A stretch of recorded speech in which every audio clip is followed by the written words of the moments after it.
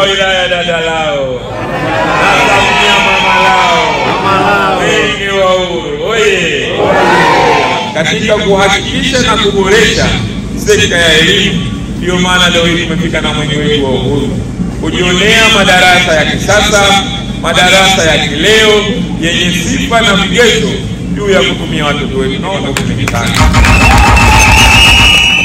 Ndugu wananchi, Mheshimiwa Rais ameingiza fedha nyingi sana ndani ya mradi huu, na ndio maana leo hii halmashauri pamoja na serikali ya wilaya inasimamia miradi hii ya kimkakati ambayo inaenda kuwasaidia watoto wetu hasa wa ngazi za chini.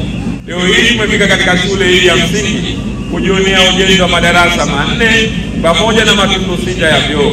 Haya ni maendeleo makubwa yaliyopatikana katika eneo hili. Haya ni maendeleo makubwa tulionayo katika maeneo yetu. Ombi langu kwa wanafunzi watakaosoma ndani ya shule hii, niwaombe sana ndugu wanafunzi, hakikisheni mnatunza miundombinu hii ambayo mmejengewa. Leo hii kama mlikuwa mnakaa darasa wanafunzi zaidi ya 80, leo hii mnaenda kukaa wanafunzi kusozi ya 40. Haya ni maendeleo makubwa, kwa hiyo makofi mengi sana.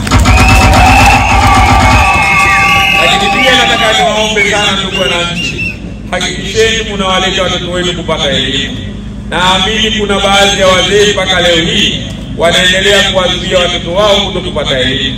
Niwaambie ndugu wananchi, Mheshimiwa Rais ameshatoa ruhusa na kibali ya kwamba mwanafunzi yote anayeanza kusoma ngazi ya chini hadi anafika chuo kikuu amewasaidia kwa 100%, na wanafunzi wa ngazi hizo hadi elimu ya msingi hadi elimu kwa maana form 6 wanasoma bure katika shule zetu za serikali.